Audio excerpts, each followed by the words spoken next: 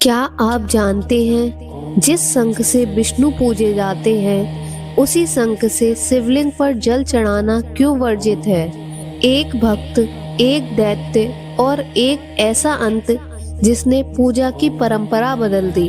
शंख जो भगवान विष्णु की पहचान है, जिसकी ध्वनि से अधर्म कांप उठता है और जो हर शुभ कार्य की शुरुआत का प्रतीक है।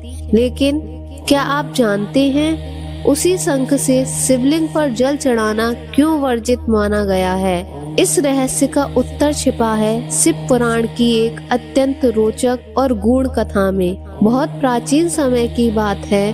दैत्यराज दंभ ने भगवान विष्णु की कठोर तपस्या की। तब से प्रसन्न होकर श्री हरि प्रकट हुए और वरदान में उसे तीनों लोकों में अजय पुत्र प्राप्त हुआ। उसी पुत्र का नाम था शंखचूड़। शंखचूड़ ने आगे चलकर पुष्कर में ब्रह्मा जी की घोर तपस्या की और देवताओं के लिए अजय होने का वर पाया।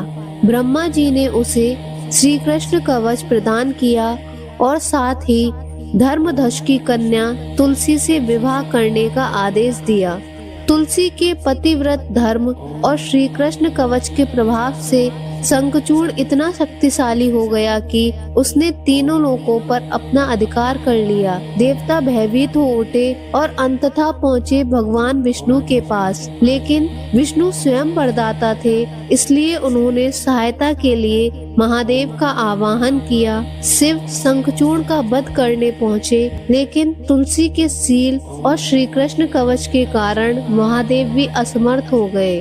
तब विष्णु ने ब्राह्मण रूप धरकर दान में शंखचूड़ से उसका कवच ले लिया और शंखचूड़ का रूप धरकर तुलसी के पतिव्रत को भंग कर दिया।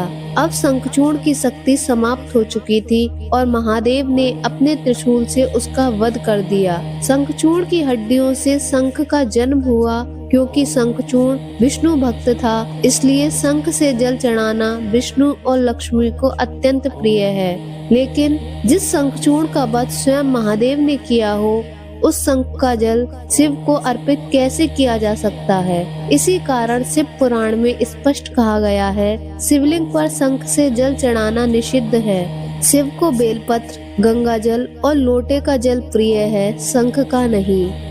क्या आपको यह रहस्यमयी कथा पता थी? कमेंट में हर हर महादेव जरूर लिखें और ऐसी ही पौराणिक कथाओं के लिए चैनल को सब्सक्राइब करें।